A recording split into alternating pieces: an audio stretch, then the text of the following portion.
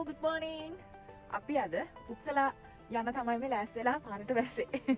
මෙහෙම තමයි වෙස්ට්‍රෝස් සිටි එක පේන්නේ උදේ 6:45යි දැන් වෙලාව. ක්‍රිස්මස් එකට තමයි ජනකයලක් ගෙදර යන්නේ. දැන් හිතලා මූණක් නිකන් ගල් වෙලා වගේ. මගේ හස්බන්ඩ් ඉන්නා. පොඩ යවන පොඩ පේන්නේ නැහැ. මොකද ජැකට් එකක් කල් පාටයිනේ. අමාරුයි බලන්න. ඉතින් අපිට බස් එකේ එන්න ටිකක් වෙලා තිබ්බා. ඒ හින්දා අපි දෙන වාඩි වෙලා හිටියා. අපි උප්සලා යන්නේ එන් shopping හරහා.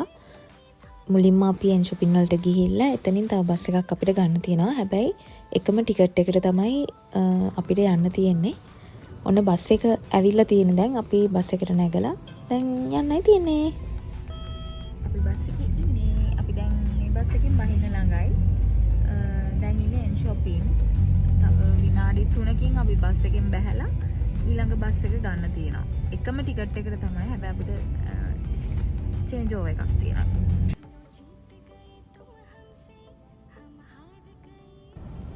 මේ අපි ඉන්නේ දෙවෙනි බස් එකේ. ඔයාලට පේනවා ඇති මේකේ ඩ්‍රයිවර්ස්ලාත් අර සැන්ටා ක්ලොස් විදියට ඇඳගෙන තමයි හිටියේ. ඔන්න දැන් අපි උප්සලා වලින් බැහැලා ඉන්නේ. ස්ටේෂන් එකේ ඉඳන් ජනකයලා ගෙදරට වෙනකන් අපිට ටිකක් දුර පයින් යන්න තිබ්බා. ඉතින් අපි මෙහෙම තමයි ගියේ. ඔය කොළපාර බෑග් එකේ තියෙන මං හදපු කෑම වගේක්.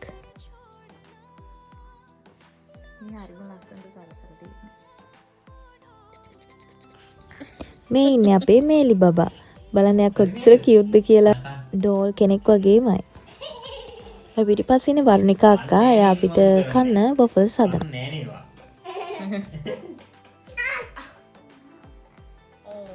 මෙයාට දැන් අවුරුදු 3ක් වෙන ළඟයි. එයා හරිම කියුට්. අයලගේ ගෙදර හවසට කට්ටියකට කියලා තිබ්බේ එන්න. ඉතින් අපි දෙන්නව තමයි උදෙන්ම ගියේ. හින්දා ඔය පොඩි පොඩි දේවල් වලට අක්කලට උදව් කරා. අයි මේලි එකතු වෙලා ඊට පස්සේ කුකීස් හැදුවා. කුකීස් හැදුවා කියන්නේ මම කරේ කට් කරපු එක විතරයි. අක්කා ඔක්කොම ඩෝ එක හදලා තිබ්බේ.